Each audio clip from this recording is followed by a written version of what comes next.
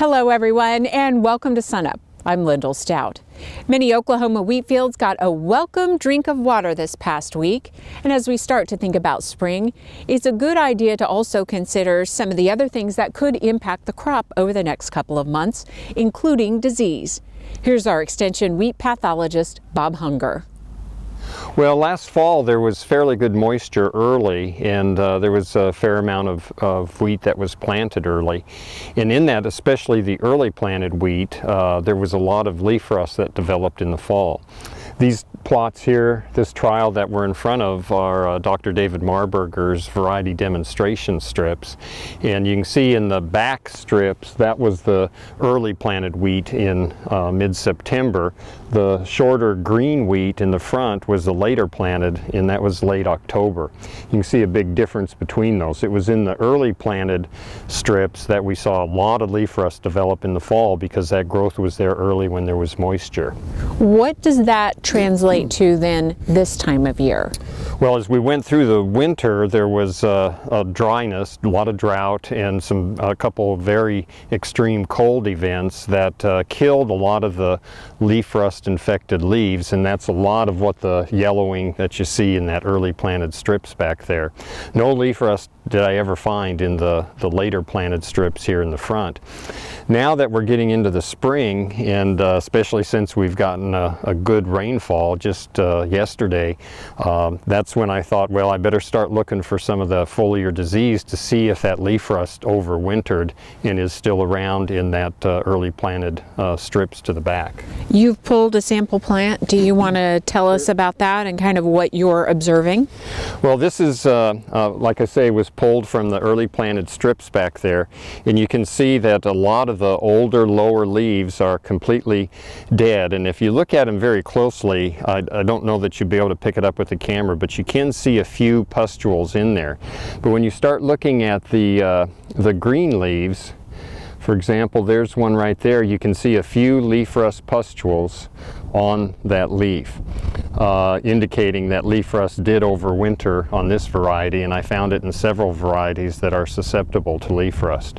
So that means the inoculum made it through the winter, and now that we have moisture coming, that inoculum will spread, and if you have a susceptible variety, leaf rust could take off. Again, it's going to depend on the weather. You have to have temperatures a little warmer than we've had the last couple days, and of course you have to have the free moisture on the leaves for the rust to really spread.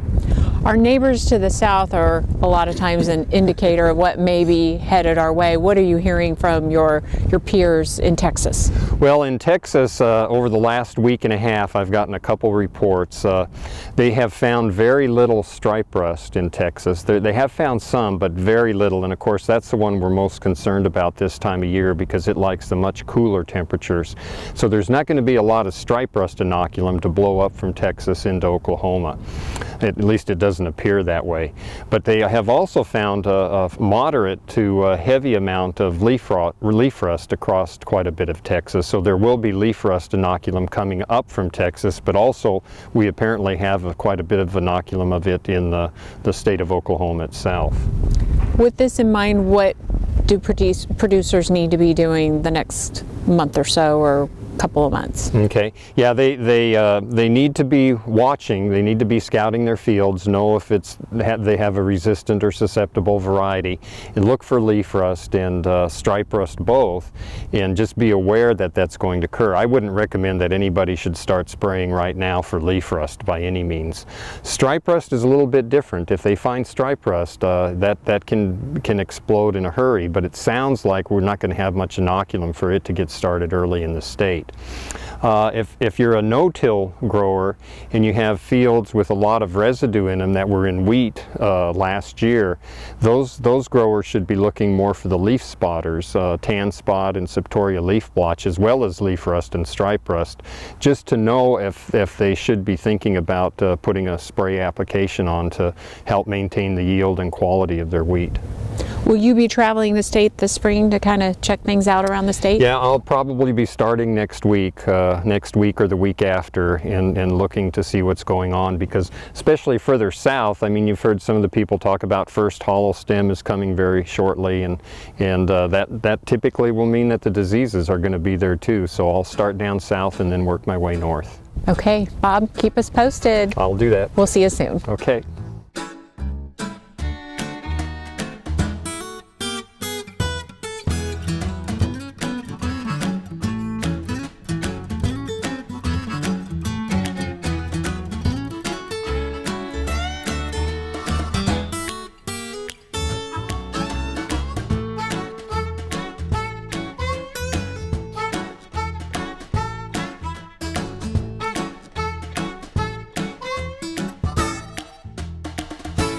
As we go through this spring calving season, it's going to happen that there will be a cow or a heifer that needs assistance at calving time, and we'll spend some time actually helping that cow or heifer go through the calving process. We want to remember that every calf that's born, whether we pull it or not, has some degree of what we call acidosis. And that just means that during that delivery process, that calf was for a short time deprived of oxygen and had a buildup of carbon dioxide and its byproducts in its blood system that causes this acidosis. And the response to that particular physiological situation is that the calf will do a lot of panting right after it's born in order to correct those blood gases and get them back into the proper balance. Well, if we have that calf that was born during a real difficult birth and is very, very sluggish, perhaps almost lifeless when it's born, then it's going to be our responsibility to see if we can get it started breathing as soon as possible. There's some do's and don'ts involved with helping that newborn calf get started breathing that I think we should understand.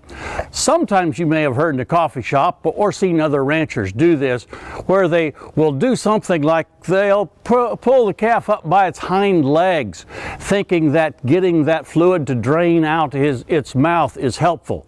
And actually, probably what we're draining out are stomach contents that would have been important nutrients for that calf to start with. So I don't think that's a particularly good idea. Another thing that you may see is someone putting a calf up over the rail of the fence by its hind legs in order to allow fluids to drain out. Again, counterproductive.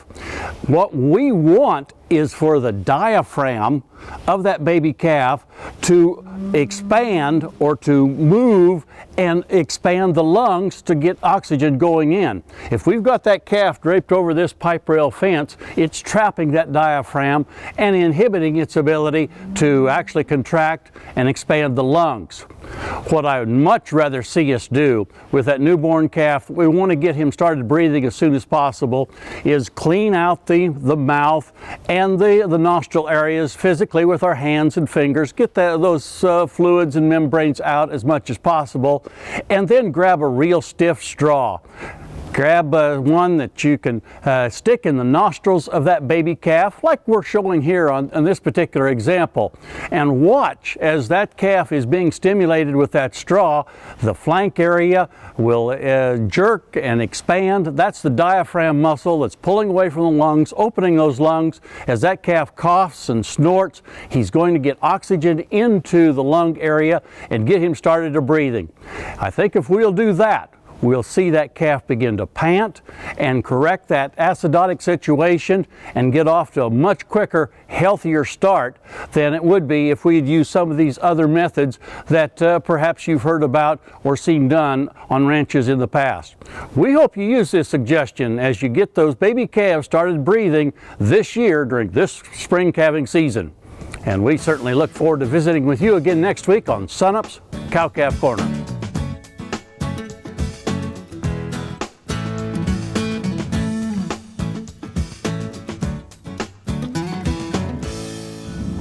Daryl Peel, our livestock marketing specialist, is here now. And Daryl, let's kind of talk about how the first part of the year is going, especially in terms of fed cattle and boxed beef? Start there. Well, you know, the fed cattle market has been a little stronger than we expected. We ended last year with some strength, and we've carried that into the so far this year. In fact, we may have seen the seasonal highs a little bit early in late January, early February. It could even be the high for the year because we know there's going to be more pressure late in the year.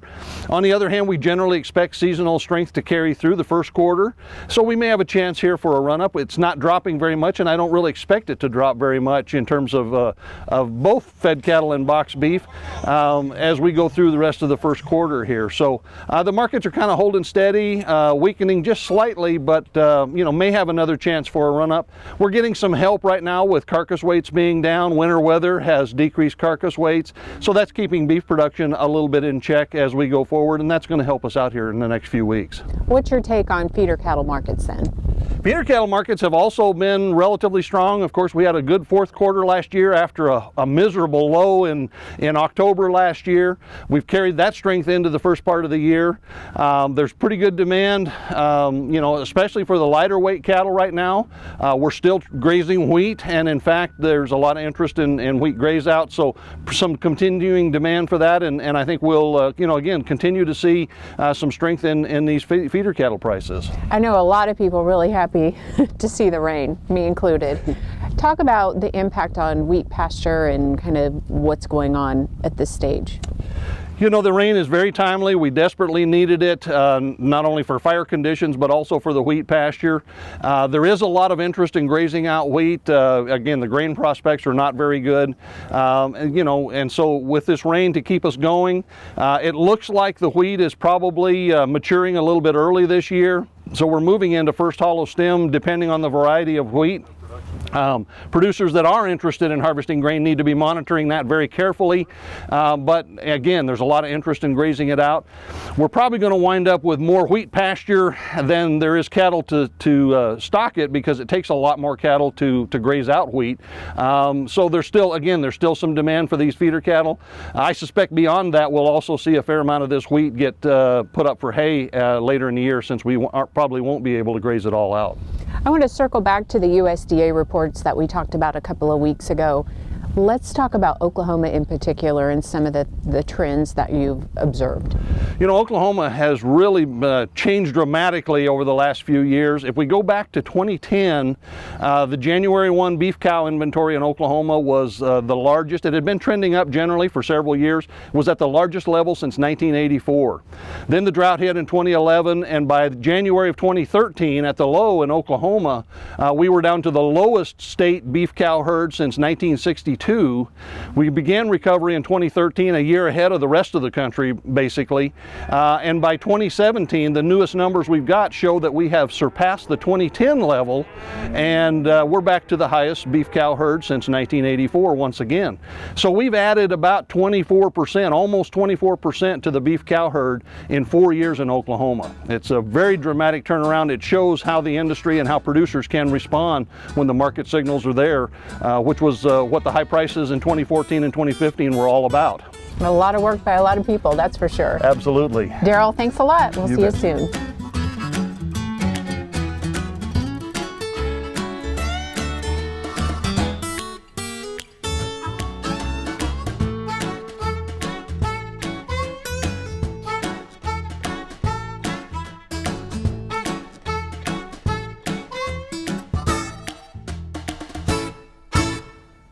Talking cattle health now, and what can happen to them if they eat baling materials.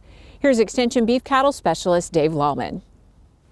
Most bales of hay are contained with either sisal twine, would be the older style twine that was used throughout the agricultural industry.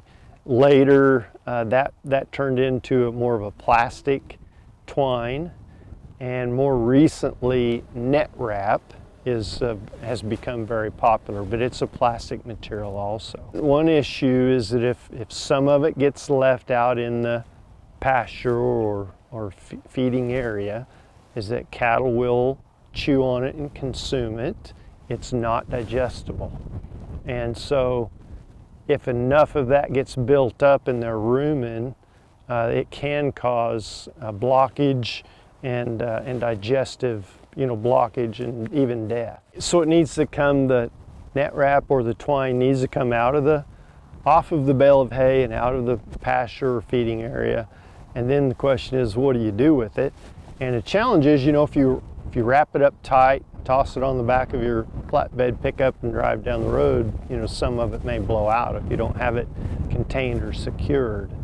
And of course, that's a real issue for mowers that gets wrapped up in the county's equipment and so on. And they probably spend a lot of money maintaining their equipment every year because of that issue. So it'd just be helpful to the county if everybody just take care to make sure that it gets removed from the hay to begin with, and then make sure that it gets disposed of properly in an area that's not going to cause problems.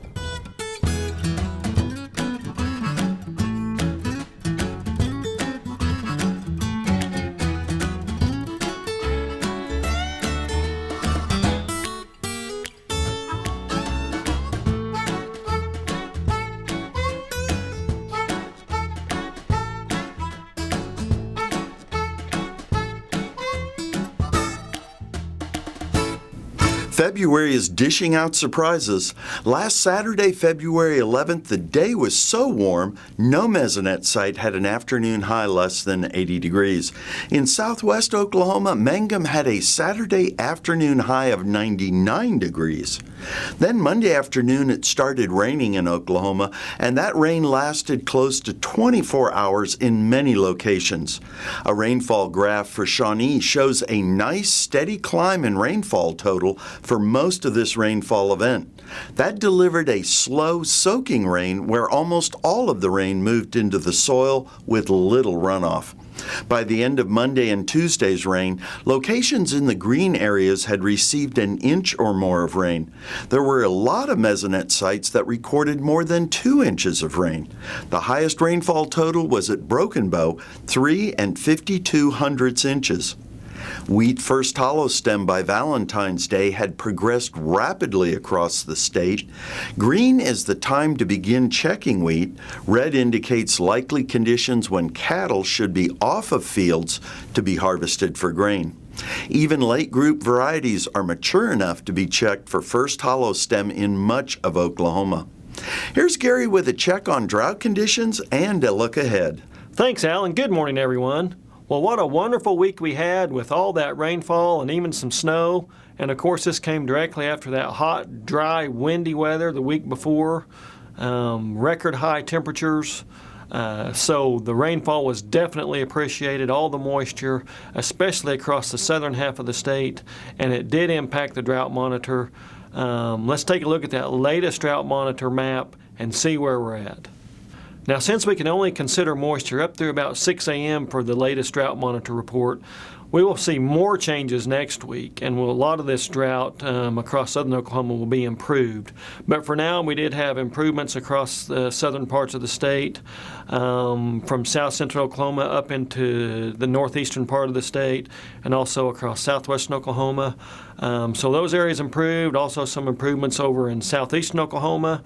The drought did shrink. That's a good thing. If we look at why we're still concerned about drought, however, this departure from normal map for the water year, which starts on October 1st, 2016 through February 14th, we see still big deficits across the northeastern down through south central parts of the state, and that also includes central Oklahoma, near normal conditions up through northwest Oklahoma, and just a few areas with clear above normal conditions.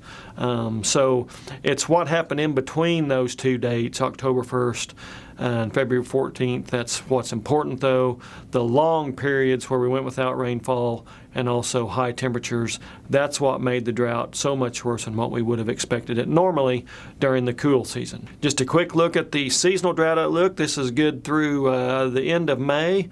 We do see the Climate Prediction Center finding chances for drought improvement.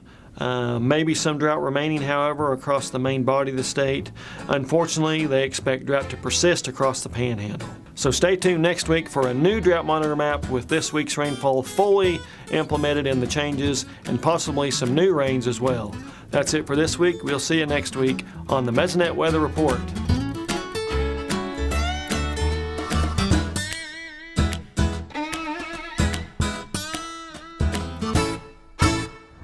Some Oklahoma wheat producers are trying to make that decision. Kim, should they go ahead and harvest their crop or maybe go with another alternative? Well, one way to evaluate that is to look at what the market's offering on prices on the wheat, the KC July contract, to subtract 85 cents for the basis. You got about $4.10. Corn using the CBT December contract, a minus 60 cents on the basis, gives you about $3.40 for the corn. Using the same contract for sorghum, minus 85 basis on that, $3.15 a bushel. Soybeans using the Chicago November contract, a minus 80 cents is what the market's offering. That'll get you about $9.50.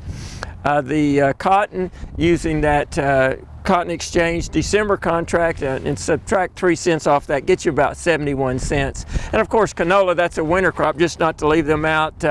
Using that Winnipeg contract, converting it to bushels, subtracting about $5.60, gets you $7.10 for canola. That's always one of my favorite equations that you throw in there. Now, back to cotton. Cotton planted acres are projected to be up this year.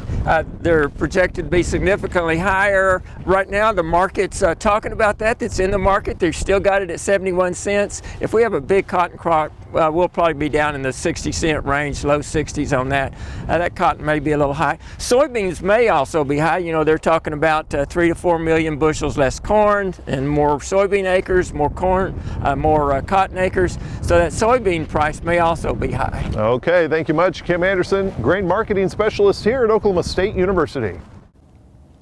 Finally today, the partnership that helps Oklahoma farmers and ranchers bring locally sourced meat to their communities. Here's SUNUP's Curtis Hare.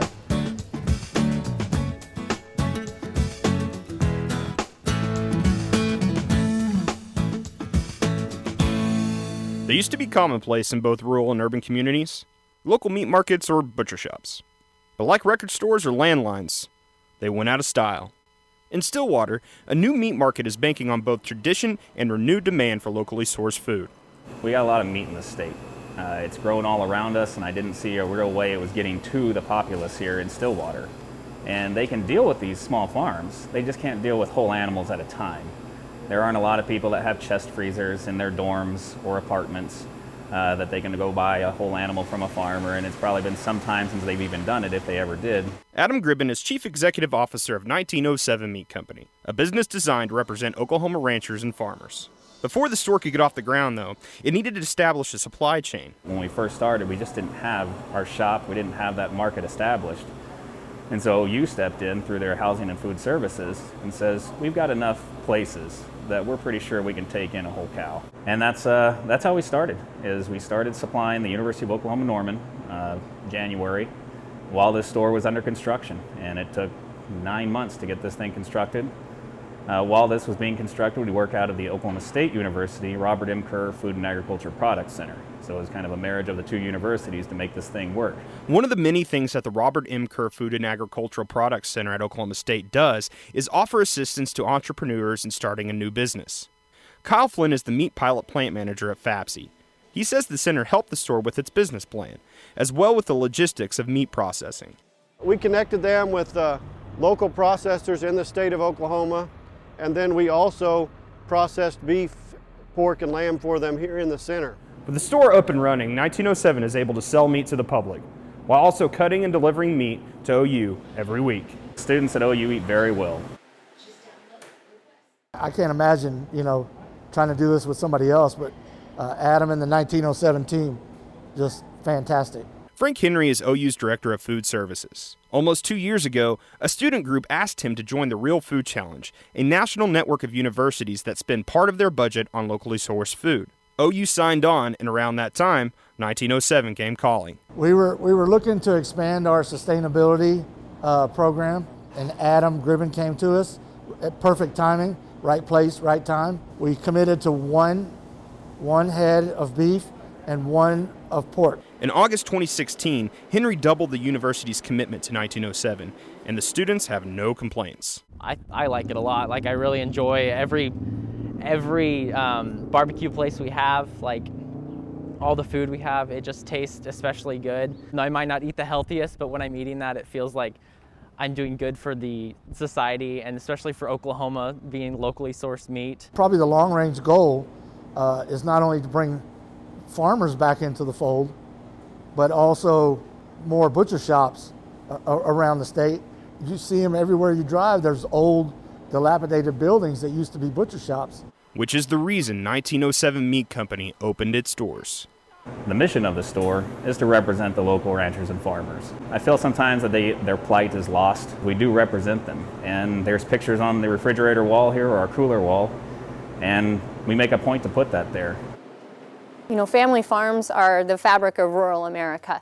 When family farms go away, you drive through many communities that there's nothing left. Annette Thomas and her husband Mark moved from Texas to Mena, Oklahoma 4 years ago to start a family cattle production. Last year, the Thomases decided to change their production from conventional to a birth-to-finish operation. I had gone to a couple different small business conferences. One of them was through OSU, down in Oklahoma City, Women in Agriculture and Small Business. Through the OSU program, Annette found 1907. The relationship with 1907 is going to allow us to provide, and really showcase and provide a value-added product to the local people of Oklahoma.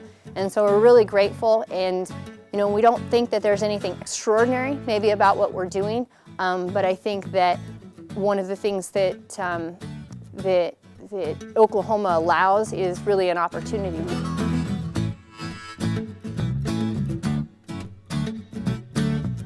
Thanks so much for joining us this week for SUNUP. Remember, you can find us anytime on our website and also follow us on YouTube and social media. I'm Lyndall Stout. Have a great week, everyone, and remember, Oklahoma agriculture starts at SUNUP.